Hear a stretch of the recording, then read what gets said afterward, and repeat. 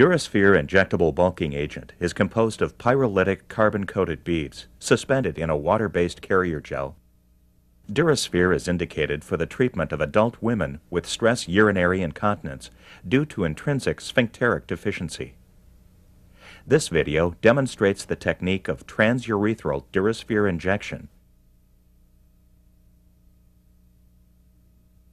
The objective of the procedure is to obtain closure from the bladder neck to mid-urethra by injecting Durasphere until the tissue surrounding the bladder neck collapse. Insert the primed needle into the scope and insert the scope into the urethra. At mid-urethra, choose a position that is comfortable, between 4 and 8 o'clock. Position the needle bevel toward the urethral lumen and puncture tissue at a 45-degree angle until the bevel of the needle is covered in tissue. Re-angle the scope back, parallel to the urethra. Tunnel the needle tip towards the bladder neck 1 to 2 centimeters so that the needle tip lies at the proximal urethra. Begin injecting Durasphere using consistent, moderate thumb pressure on the plunger. When the needle tip is placed in the proper tissue plane, the material flows readily, creating a tissue bulking effect. When the needle tip is not placed correctly, Durasphere injected into fibrous tissue prevents the flow of beads. The fibrous tissue acts as a sieve, allowing the carrier gel to flow without the beads. This can cause significant resistance and can result in clogging the needle. Resistance is an indicator of incorrect needle placement. Should this occur, reposition the needle into the submucosal tissue prior to continuing injection. Continue to inject Durasphere into the site until the Durasphere sac has crossed the midline of the urethra. Most sites will require more than one syringe. It may be necessary to choose an opposing site for injecting. Again, multiple syringes are injected to close the proximal half of the urethra. Continue to inject Durasphere until the tissue surrounding the bladder neck collapse.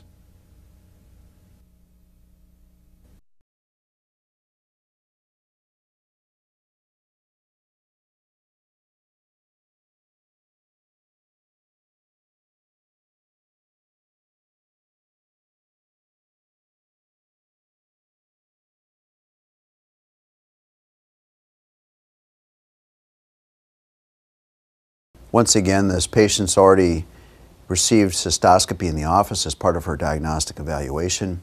We take another quick look once we introduce the scope during the procedure. And at this point, we refresh our memory about the patient's specific anatomic landmarks. You can see here there's very poor coaptation at the bladder neck and proximal urethra. We introduce the needle and make sure that our local has been flushed through the port. We then angle the port so that the port is faced medially towards the urethral lumen. We'll now withdraw the needle so that it's barely visible through the end of the cystoscope. We're withdrawing the cystoscope then till the needle is just about as distal as the sphincteric complex.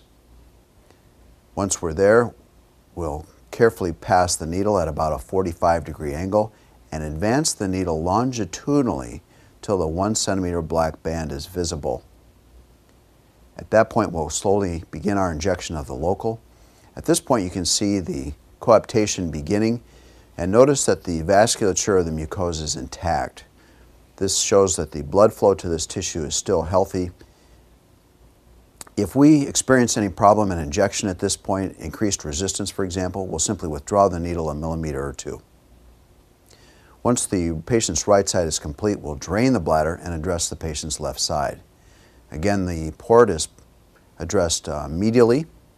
We'll come back just about to the sphincteric complex, at which point we'll pass the needle at about a 45-degree angle and then advance distally into towards the proximal urethra.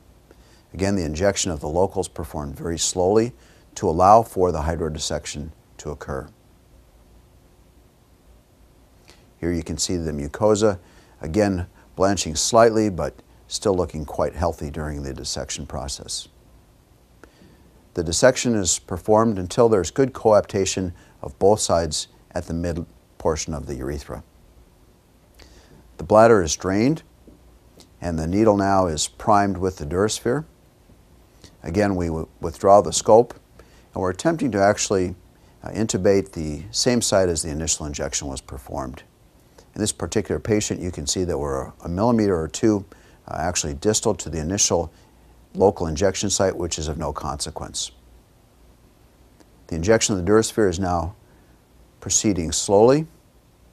Again, if there is resistance encountered at this point, we'll simply withdraw the needle 1 or 2 millimeters. The first syringe has been injected. We're going to swap that out for the second syringe at this point, and typically we'll inject the first 2 syringes on the patient's right side.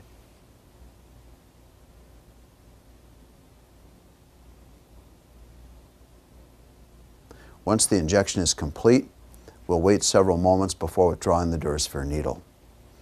Upon withdrawal of the needle, it's not uncommon to see a small amount of Durasphere extravasate, and this is really of no consequence. Again, the bladder is drained, and we address the patient's left side. You can see we will come back distally, nearly to the point of the sphincteric complex, actually a millimeter or 2 distal to the initial local site once again, entering at approximately 45 degrees, turning the needle longitudinally, and now slowly injecting the last of the 3 Durasphere syringes. Again, you can see the dissection with Durasphere filling the pocket.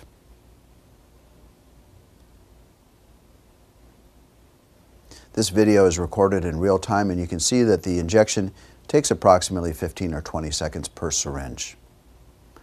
Small amount of extravasation is seen upon withdrawal of the needle, which is of no consequence. Upon completion of the procedure, you can see excellent coaptation of the urethra complex.